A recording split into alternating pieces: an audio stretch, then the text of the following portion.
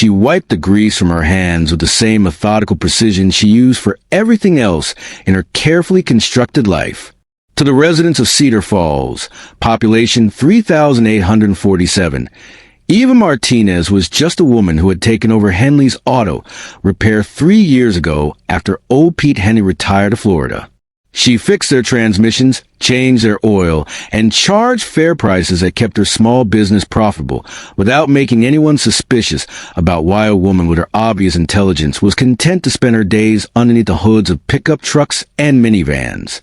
What they didn't know was that Eva's real work began after she closed the garage at 6 p.m., when she climbed the stairs to the apartment above the shop and powered up computer systems that could penetrate the most secure networks on Earth.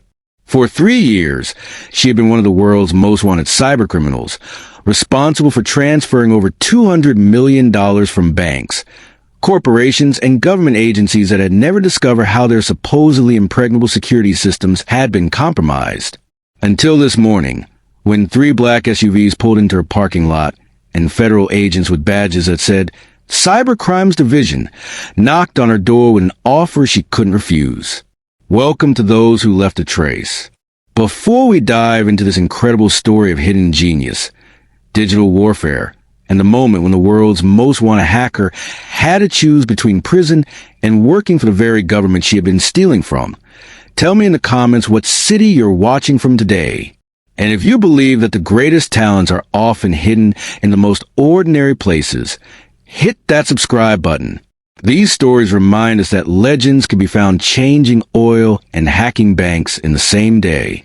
Cedar Falls, Montana, was a kind of place where everybody knew everybody else's business, where the biggest excitement was usually the high school football team making it to regional playoffs, and where strangers were noticed immediately but accepted warmly if they seemed like decent people who were willing to contribute to community life. The town had one main street, 2 bars, 3 churches, and an economy that depended on ranching, a small lumber mill, and the tourists who passed through on their way to Glacier National Park. When Eva Martinez had arrived 3 years ago with enough cash to buy Pete Henley's auto repair business outright, she had generated the kind of mild curiosity that new residents always attracted in small towns. She was obviously educated. Her vocabulary and analytical thinking became apparent whenever she explained automotive problems to customers. But she seemed content to work with her hands and live quietly in the apartment above the garage. She was friendly but not particularly social, competent but not flashy, and helpful to neighbors who needed their vehicles repaired but not someone who sought attention or seemed to have secrets worth investigating. What the residents of Cedar Falls didn't understand was that Eva's choice to live in their small town was based on the same careful analysis that made her one of the world's most successful cybercriminals. Cedar Falls had reliable internet infrastructure due to a telecommunications upgrade that had been installed to serve the lumber mill's computer systems. But the town was small enough that unusual data usage patterns wouldn't trigger the kind of automated monitoring that occurred in major metropolitan areas. The location was remote enough to avoid the physical surveillance that federal agencies employed in cities where cybercriminals were known to operate, but accessible enough that Eva could travel to larger cities when her work required equipment or resources that couldn't be obtained through online purchases. Most importantly, Cedar Falls provided Eva with a cover identity that was both legitimate and completely unremarkable. Auto repair was a business that required technical skills and problem-solving abilities, but it didn't suggest the kind of advanced computer expertise that would make anyone suspicious about her real capabilities. The work was cash-intensive, which allowed her to process the proceeds from her cybercrimes without creating the kind of banking patterns that might attract attention from agencies that monitor financial transactions for signs of money laundering. Eva's daily routine was designed to maintain her cover while providing the operational security necessary for conducting cybercriminal activities that had attracted the attention of law enforcement agencies across 3 continents. She opened the garage at 7 a.m., worked on scheduled vehicle repairs until 6 p.m., and spent her evenings in the apartment above the shop, where computer equipment worth more than $500,000 was concealed behind false walls and hidden panels that would pass casual inspection, but provided her with computational capabilities that exceeded what was available to most government agencies.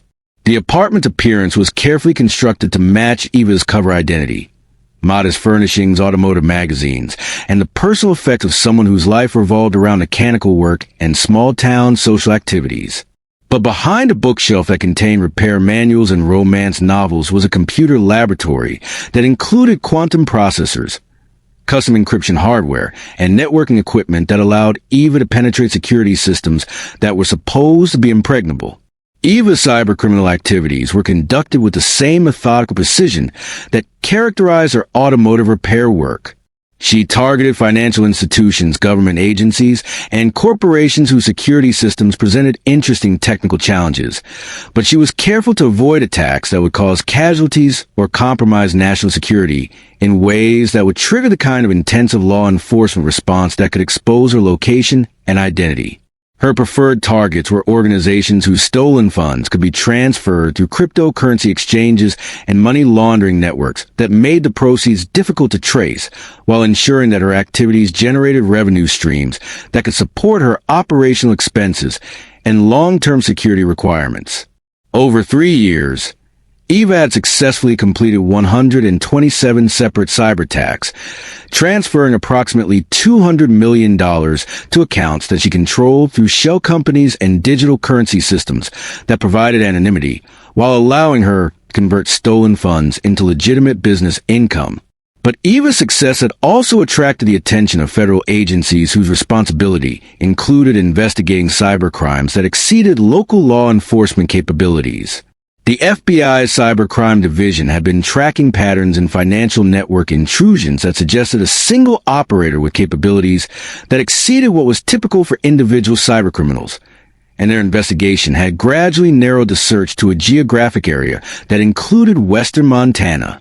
Eva was unaware that her operational security had been compromised until the morning when she looked out the garage window and saw 3 black SUVs parking in her lot with a coordinated precision that marked federal law enforcement operations. The vehicles had arrived simultaneously from different directions. Their occupants were wearing suits that suggested government employment rather than casual visitors, and their positioning blocked the roads that provided escape routes from the garage complex. Eva understood immediately that her 3-year run as an undetected cybercriminal had ended, but she also understood that the nature of the approach suggested negotiation rather than arrest. If federal agents had intended to take her into custody immediately, they would have surrounded the building with tactical teams and executed a warrant that would have allowed them to search her premises and seize her equipment without prior warning. Instead, the lead agent approached the garage entrance and knocked politely on the door frame, waiting for Eva's acknowledgement before entering the building. His demeanor was professional but not hostile, suggesting that the federal government was interested in conversation rather than immediate prosecution for crimes they could probably prove but might prefer to resolve through alternative arrangements. Ms. Martinez, the agent said, showing credentials that identified him as Special Agent David Park of the FBI's Cybercrime Division, we'd like to speak with you about some computer activities that we believe you might be able to help us understand. Eva set down the wrench she had been holding and gave Agent Park the kind of direct attention that suggested she understood exactly why federal agents had come to her garage in Cedar Falls, Montana. Agent Park, I'm not sure how I could help with computer activities. I fix transmissions and brake systems, not network security problems. Agent Park smiled with a professional courtesy that marked experienced law enforcement personnel who understood that initial denials were part of negotiation processes rather than attempts to mislead investigators who had already developed substantial evidence. Ms. Martinez, we're hoping you might be able to help us understand how someone with extraordinary computer skills could conduct cybercriminal activities from a location as remote as Cedar Falls without detection for extended periods. The phrasing of Agent Park's statement suggested that federal agencies knew more about Eva's activities than she had believed possible, but it also suggested that they were interested in her expertise rather than simply prosecuting her for crimes she had committed. The distinction was significant for someone whose technical capabilities could be valuable to government agencies that face cybersecurity challenges requiring skills that exceeded what was available through conventional law enforcement training. Agent Park, I think we should discuss this conversation in a more private setting.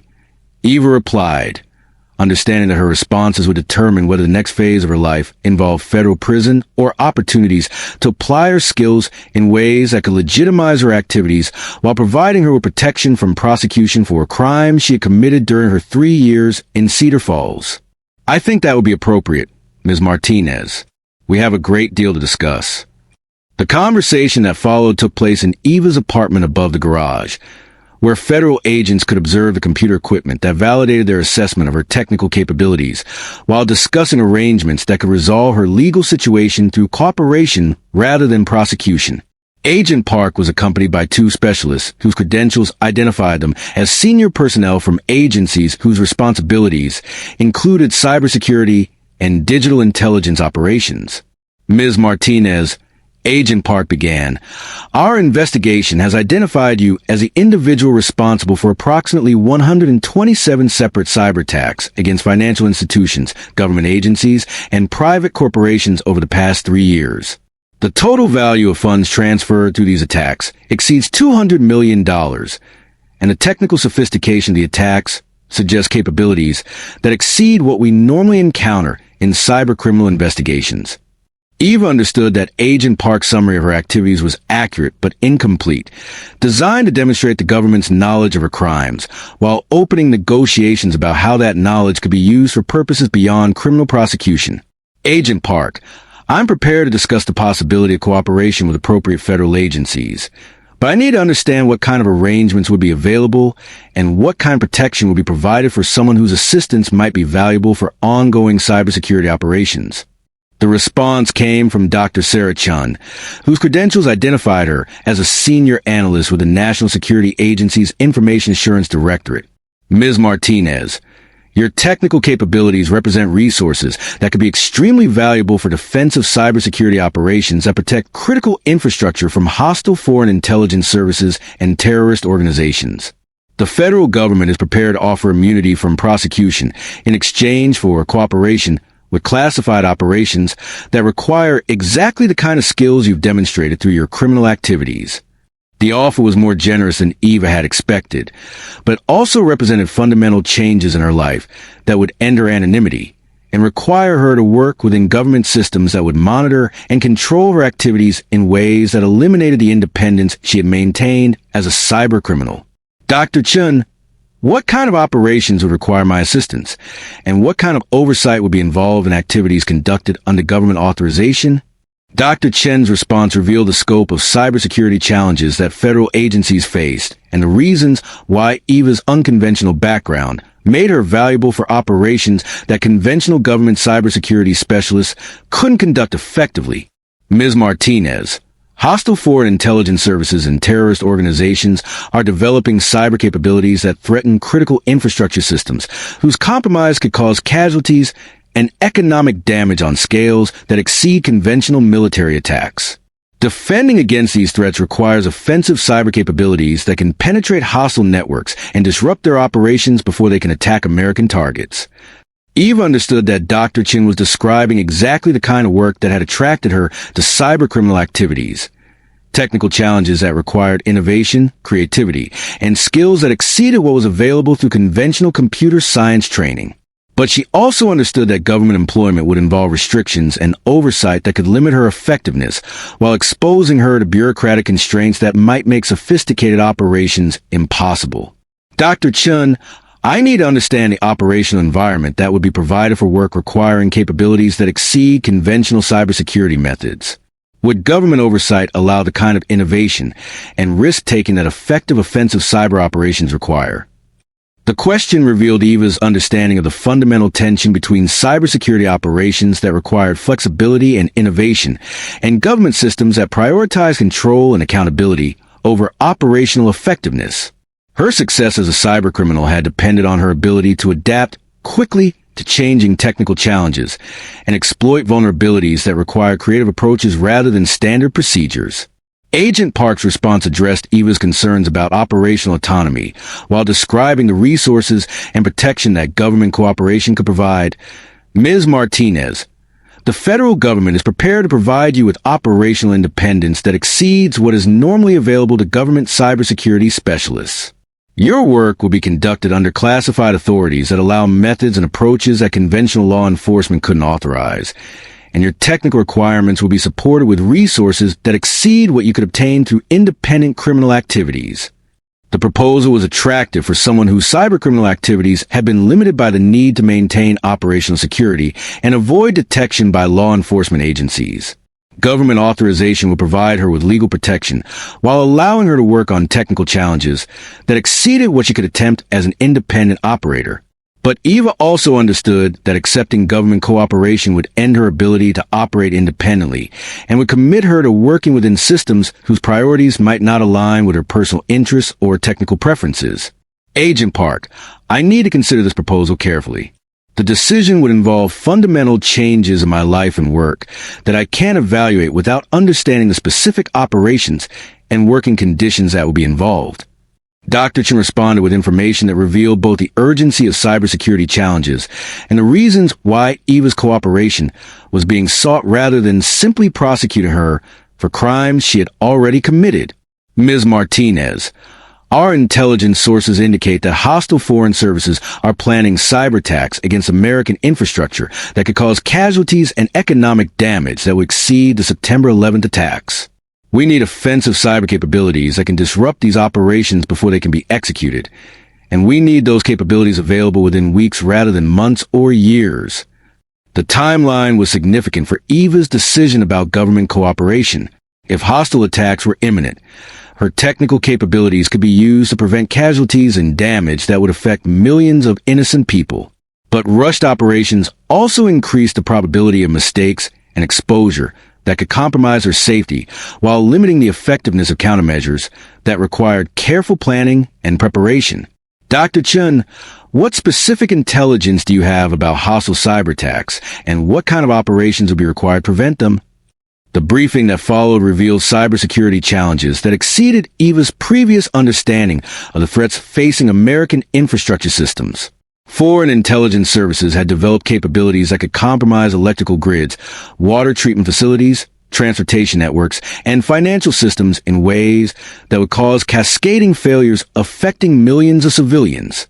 More importantly, the hostile operations were being coordinated through networks that required the kind of advanced penetration techniques that Eva had developed for her cybercriminal activities. Government cybersecurity specialists have been unable to access these networks using conventional methods, and preventing the attacks required exactly the kind of innovative approaches that had made Eva successful as an independent operator. Ms. Martinez, your assistance could prevent attacks that would cause thousands of casualties and economic damage that would require years to recover from. Dr. Chen concluded, we're offering you the opportunity to use your skills to protect innocent people rather than simply enriching yourself through criminal activities. Eva understood that the choice she faced was between prosecution for a crime she had committed and cooperation with operations that could save lives while providing her with legal protection and resources that exceeded what she could obtain through continued criminal activities. The decision was complicated by her understanding that government work would end her independence, while potentially exposing her to dangers that exceeded what she had faced as a cyber criminal operating from a small town in Montana. But Eva also understood that her technical capabilities had been developed through years of education and experience that had been subsidized by American society, and that using those capabilities to protect innocent people from hostile attacks was a responsibility that transcended her personal preferences about independence and autonomy. Agent Park, Dr. Chen, I'm prepared to cooperate with operations designed to prevent hostile cyber attacks against American infrastructure. But I need assurances about operational independence and resource allocation that will allow me to work effectively rather than being constrained by bureaucratic procedures that could compromise mission success.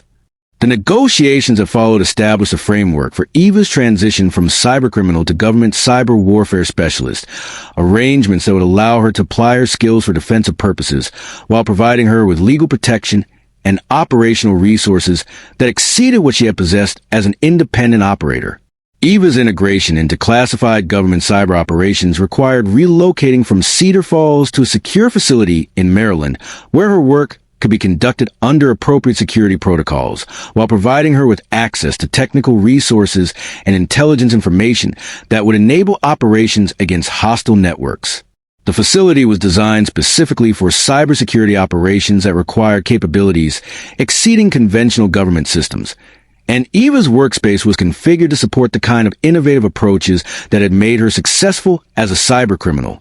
The transition was complicated by the need to maintain operational security that protected both Eva's new role and the classified operations she would be conducting. Her disappearance from Cedar Falls was explained as a family emergency that required extended absence, and the auto repair business was sold to a local mechanic whose background check had confirmed that he had no connections to cybercriminal activities or foreign intelligence services.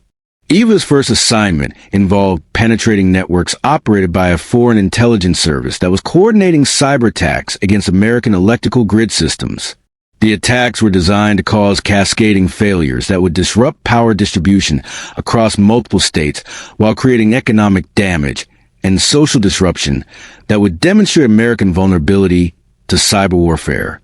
The networks Eva was assigned to penetrate were protected by security systems that exceeded what she had encountered during her cybercriminal activities, but they also represented the kind of technical challenge that had originally attracted her to advanced computer operations. The work required developing new penetration techniques while adapting existing methods to overcome defenses that had been specifically designed to prevent exactly the kind of intrusion she was attempting. Eva's approach to the assignment combined the innovative methods she had developed as a cybercriminal with intelligence resources and technical support that were only available through government operations. The combination allowed her to develop capabilities that exceeded what she could have achieved independently while working within operational frameworks that provided legal protection and institutional support for activities that would have been criminal if conducted without proper authorization. The operation's success exceeded expectations and demonstrated that Eva's unconventional background provided capabilities that complemented conventional government cybersecurity resources in ways that enhanced overall defensive effectiveness. Her penetration of the hostile networks not only prevented the planned attacks against American infrastructure, but also provided intelligence about additional operations that were being planned by the same foreign intelligence service. More importantly, Eva's work demonstrated that effective cybersecurity required combining conventional defensive measures with offensive capabilities that could disrupt hostile operations before they could achieve their objectives. Her success validated the government's decision to recruit cybercriminals whose technical skills exceeded what was available through conventional training programs. Over the following months, Eva's assignments expanded to include operations against terrorist organizations, criminal networks, and foreign intelligence services whose cyber capabilities threatened American interests and security. Each operation required adapting her technical capabilities to address specific challenges, while working within classified authorities that allowed methods and approaches that would have been impossible through conventional law enforcement. Eva's success in government cyber operations also led to her involvement in training programs that prepared other specialists for offensive cybersecurity work. Her unconventional background provided insights into cybercriminal methods and motivations that helped government personnel understand and counter threats that conventional training didn't address adequately. The training programs Eva developed were classified and available only to personnel with appropriate security clearances, but they influence how government agencies approach cybersecurity challenges and defensive operations that required understanding cybercriminal capabilities and methodologies. Eva's transition from cybercriminal to government cyber warfare specialist demonstrated that technical capabilities developed through illegal activities could be redirected for defensive purposes that served national security interests, while providing individuals with opportunities to contribute positively to society rather than simply enriching themselves through criminal activities. But Eva's story also illustrated the complexities involved in recruiting individuals whose backgrounds included criminal activities for government operations that required exceptional capabilities. The process required careful evaluation of motivations, extensive security investigations, and operational frameworks that provided appropriate oversight while allowing the independence and innovation that made unconventional recruits valuable for specialized operations. 2 years after leaving Cedar Falls, Eva had become one of the government's most valuable cyber warfare specialists, with operational successes that included preventing 12 separate attacks against American infrastructure and providing intelligence that had disrupted foreign operations targeting allies and partners whose security was important for American strategic interests. Eva's work had evolved from individual operations against specific targets to coordination of cyber warfare campaigns that required managing multiple simultaneous operations while developing new capabilities that could address emerging threats from hostile foreign services and terrorist organizations whose cyber capabilities were constantly evolving. The scope of Eva's responsibilities had expanded to include strategic planning for cyber warfare operations that supported broader national security objectives, and her expertise was regularly requested by senior officials whose decisions about cybersecurity policy required understanding of technical capabilities and limitations that conventional advisors couldn't provide. But Eva's success in government operations had also created personal challenges that she hadn't anticipated when accepting government cooperation. The classified nature of her work meant that she couldn't discuss her professional activities with anyone outside the security community, and the high-stress demands of preventing hostile cyber attacks required emotional discipline that was difficult to maintain over extended periods. Eva's solution was to request assignment to operations that allowed periodic return to locations where she could maintain connection to the civilian communities whose security she was working to protect. The assignment provided her with personal perspective that enhanced her motivation while allowing her to observe and understand the civilian populations whose safety depended on cyber warfare operations they would never know about. One such assignment brought Eva back to Montana, where intelligence sources had identified cybercriminal activities that appeared to be connected to foreign intelligence operations. The investigation required someone with Eva's background in both cybercriminal methods and government cyber warfare operations, and the location allowed her to work in an environment that reminded her of the period when she had lived anonymously in Cedar Falls. The assignment revealed that foreign intelligence services were recruiting American cybercriminals for operations against domestic infrastructure, using money and technical resources to convert independent criminals into assets who could conduct attacks that would be difficult to attribute to foreign governments. The recruitment strategy was sophisticated and difficult to detect through conventional counterintelligence methods. Eva's investigation identified 12 American cybercriminals who had been recruited by foreign services, and her operations resulted in arrests that disrupted planning for attacks against financial systems and transportation networks that could have caused significant economic damage and social disruption. But the investigation also revealed that Eva's own background as a cybercriminal had provided her with insights and capabilities that were essential for understanding and countering threats that conventional government personnel couldn't address effectively. Her experience had prepared her for exactly the kind of work that national security required, even though that experience had been obtained through illegal activities. The success of Eva's counterintelligence operations led to her promotion to senior positions within government cyber warfare organizations, and her expertise became increasingly important for developing defensive capabilities that could address evolving threats from hostile foreign services and terrorist organizations. Eva's career demonstrated that individuals whose technical capabilities had been developed through criminal activities could make valuable contributions to national security if provided with appropriate opportunities and oversight. But her story also illustrated the importance of recruiting and retaining personnel whose unconventional backgrounds provided capabilities that couldn't be developed through conventional training programs. Years later, when Eva had become a senior official responsible for coordinating government cyber warfare operations, she would occasionally drive through small towns in Montana and other western states, remembering the period when she had lived anonymously as an auto mechanic while conducting cybercriminal activities that had eventually led to her recruitment for government service.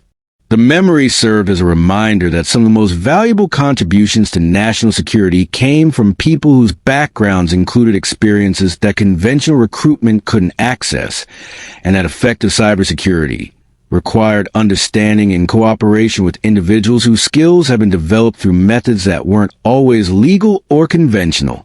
Eva's office included a photograph of Henley's Auto Repair in Cedar Falls, not as nostalgia for her criminal past, but as recognition that her current work protecting American cybersecurity infrastructure had been made possible by experiences that most government officials would never understand or approve of, but which had provided her with exactly the capabilities that national security required. 10 years after federal agents had knocked on the door of her garage in Cedar Falls, Eva Martinez had become the director of the government's most classified cyber warfare operations, responsible for coordinating defensive and offensive cybersecurity activities that protected American interests and infrastructure from threats that exceeded public understanding or conventional law enforcement capabilities. Eva's responsibilities included overseeing operations that prevented foreign intelligence services and terrorist organizations from conducting cyber attacks that could cause casualties and economic damage affecting millions of Americans, work that required capabilities and authorities that existed outside normal government systems and legal frameworks. The scope of cybersecurity threats had evolved since Eva's recruitment from Cedar Falls, with hostile foreign services developing capabilities that could compromise not just individual computer systems, but entire networks that control critical infrastructure, including electrical grids, water treatment facilities, transportation systems, and financial institutions whose failure could cause cascading effects throughout American society. Eva's response to these evolving threats involved developing capabilities that exceeded what foreign adversaries expected from American defensive systems, using methods and approaches that combine conventional cybersecurity with innovative techniques that had been developed through a criminal background and refined through years of government operations. The success of Eva's operations was measured not by public recognition or official acknowledgement, but by the attacks that didn't happen, the infrastructure that continued functioning normally, and the economic stability that was maintained through cybersecurity activities that remain invisible to the populations they protected. Eva's work demonstrated that effective national security required recruiting and retaining personnel whose capabilities exceeded what was available through conventional training programs, even when those capabilities had been developed through activities that weren't legal or socially acceptable. The challenge for government agencies was identifying individuals whose criminal backgrounds included skills that could be redirected for legitimate purposes, while ensuring that recruitment didn't compromise security or encourage criminal activities. Eva's career had also contributed to the development of training programs that prepared conventional government personnel for cybersecurity challenges that required understanding criminal methods and motivations. Her insights into cybercriminal psychology and technical approaches had influenced how government agencies approached defensive operations and threat assessment procedures. But Eva's most significant contribution was demonstrating that some of the most valuable assets for national security were individuals whose backgrounds included experiences that conventional recruitment couldn't access, and that protecting American interests required cooperation with people whose skills have been developed through unconventional and sometimes illegal methods. The auto repair garage in Cedar Falls had been converted into a small museum celebrating the town's history, with displays that included photographs of local businesses and residents who had contributed to community life over the decades. One photograph showed Eva Martinez working on a customer's truck, identified simply as local auto mechanic, 2018 to 2021.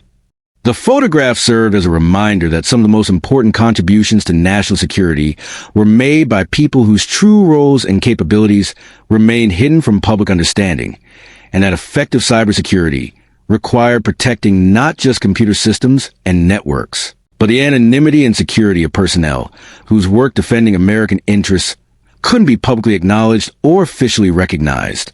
Eva's story represented the evolution of cybersecurity from individual computer protection to strategic operations that determined the balance of power between nations, and the recognition that defending American interests required capabilities that exceeded conventional law enforcement and military training programs. In a world where cybersecurity threats evolved constantly and where hostile foreign services developed new capabilities faster than conventional defensive systems could respond, Eva Martinez represented the kind of unconventional asset whose criminal background had provided exactly the skills that national security required, even though those skills had been obtained through methods that couldn't be officially endorsed or publicly acknowledged. Some heroes serve their country through conventional military or law enforcement careers that earn public recognition and official honors. Others contribute to national security through work that remains classified and invisible, using capabilities that were developed through experiences that most people would never understand or approve of, but which provide exactly the skills that protecting American interests requires. Eva Martinez belonged to the second category, a reminder that the most important contributions to national security are often made by people whose backgrounds include experiences that conventional recruitment couldn't access, and whose work defending American cybersecurity infrastructure would never be publicly acknowledged, but would continue protecting innocent people from threats they would never understand or be able to counter independently. The transition from small-town auto mechanic to senior government cyber warfare official represented not just personal transformation, but the evolution of national security requirements that demanded recruiting and retaining personnel whose unconventional backgrounds provided capabilities that couldn't be developed through conventional training programs, regardless of how those capabilities had originally been obtained.